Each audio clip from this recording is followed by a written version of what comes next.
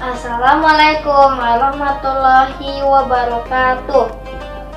Halo teman-teman, perkenalkan nama saya Rafa Alvaro Iskandar dari kelas 6B. Kali ini saya mau bercerita tentang peristiwa Isra Mi'raj Nabi Muhammad yang menakjubkan. Kalian tahu tidak apa itu Isra Mi'raj dan mengapa Isra Mi'raj itu bisa terjadi? Berawal ketika Rasulullah mendapatkan ujian yang sangat berat. Dakwah Rasulullah ditolak oleh penduduk kota Mekah dan meninggalnya Abu Thalib, pamannya Rasulullah. Lalu 3 hari kemudian disusul dengan meninggalnya istri Nabi Muhammad, yaitu Siti Khadijah. Hal ini membuat Rasulullah semakin sedih. Dengan kejadian tersebut, Allah memerintahkan malaikat Jibril untuk melaksanakan Isra Mi'raj bersama Rasulullah. Isra adalah perjalanan malam hari dari Masjidil Haram di Mekah ke Masjidil Aqsa yang berada di Palestina, sedangkan Mi'raj adalah kelanjutan perjalanan dari Masjidil Aqsa ke Sidratul Al-Muntaha, yaitu langit yang tertinggi. Dalam perjalanannya dari Masjidil Haram ke Masjidil Aqsa, Rasulullah menunggangi hewan yang mirip seperti kuda. Hewan tersebut bernama buruk.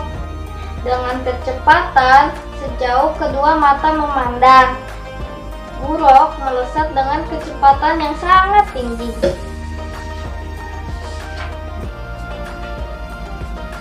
Sesampainya di Masjidil Aqsa, lalu Rasulullah sholat 2 rakaat.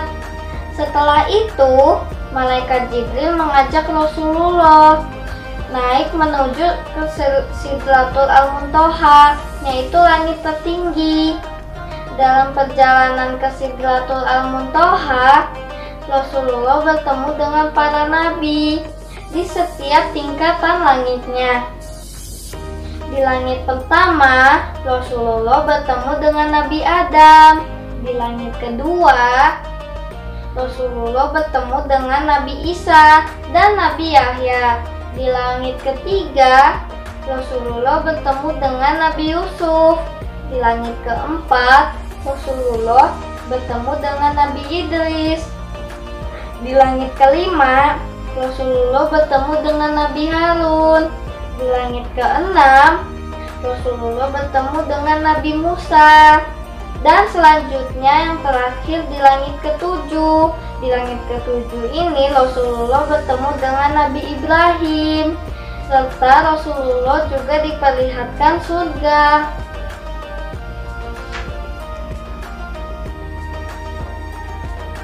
Kemudian Rasulullah naik menuju ke Sidratul Al-Muntaha dan menghadap langsung dengan Allah. Ketika menghadap dengan Allah, Rasulullah mendapatkan perintah sholat sehari semalam. Setelah selesai berdialog dengan Sang Pencipta, Rasulullah pun kembali turun. Tetapi di tengah perjalanannya, Rasulullah bertemu dengan Nabi Musa dan ditanya, berapa banyak sholat yang harus dikerjakan? Lalu Rasulullah menjawab 50 waktu. Kemudian Nabi Musa menyuruh kembali untuk meminta keringanan dan Rasulullah pun kembali kepada Allah untuk meminta keringanan. Setelah melakukan pembicaraan, akhirnya perintah sholat menjadi 5 waktu, yaitu subuh, zuhur, asar, maghrib, dan isya. Akhirnya Nabi Muhammad kembali lagi di Mekah sebelum di pagi hari.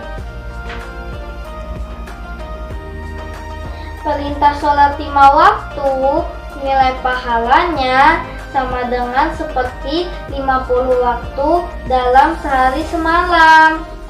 Allah sangat menyukai ibadah sholat karena membuat umatnya terus ingat kepadanya.